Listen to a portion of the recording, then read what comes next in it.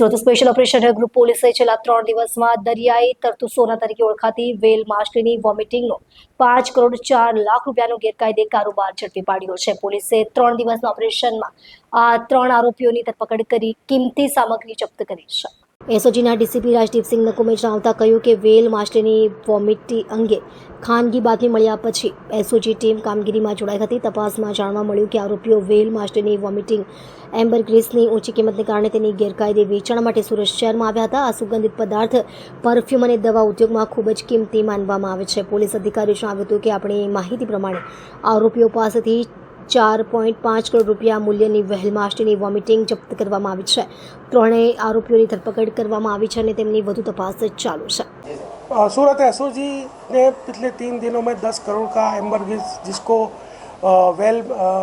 Well fish vomit भी बोलते हैं उसको पकड़ा है। और ये जो एम्बरगिस है उसका यूज़ ब्यूटी प्रोडक्ट्स में होता है और कई दवाइयों में भी होता है, लेकिन ये रखना और इसका व्यापार करना इलीगल है। अगर कोई इसको रखता है, व्यापार करता है तो इसके खिलाफ वाइल्ड लाइफ प्रोटेक्शन एक्ट 1972 दाखिल होता है। अगर आपको ऐसा कोई पदार्थ मिले तो आपको फॉरेस्ट विभाग का संपर्क करना चाहिए और उसको वहाँ जमा कर देना चाहिए।